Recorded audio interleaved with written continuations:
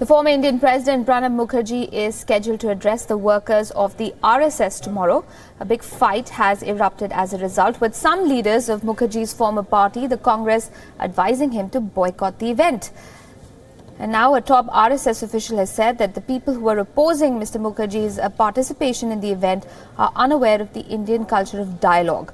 Manmohan Vaidya has said, and I quote, "Exchange of views and ideas is intrinsic to the Bharatiya concept of dialogue.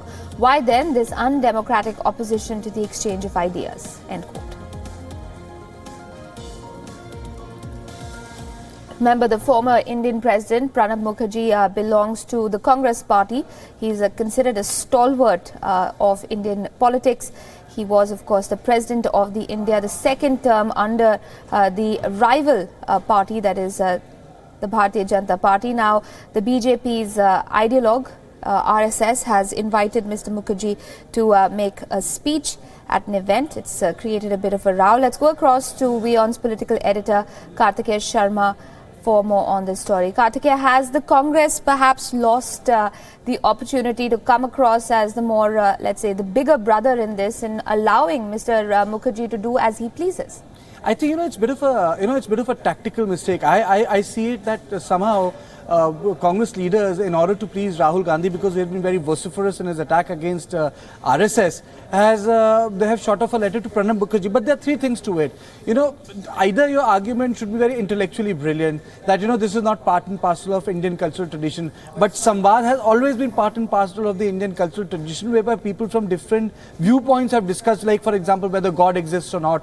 There were discussions between the Buddhists and the Hindus, or the people who were, the Jains, or the debates which took place when Dara Shikoh was waiting to be, waiting to take over the throne. But ultimately, it created a plural dialogue whereby Gita, Ramayana, Mahabharata, they got translated into Farsi, which is Persian. But answer this for me, Kartikeya. What do you make of the move itself by the RSS? Why choose a former congressman to come and address an event? Is this part of perhaps a bigger strategy of the RSS as well? See, the biggest pain point for RSS has been Mahatma Gandhi's assassination. That has denied them social legitimacy for a long time.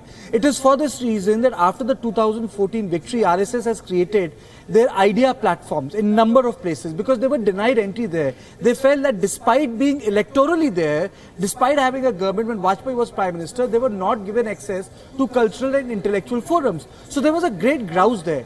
But I think the mistake which the Congress party did was to say, well, Pranab Mukherjee, why are you going there? And the letter one of the former minister wrote was that he's going to the Garbhagriha, or the sanctum sanctorum of the Hinduism.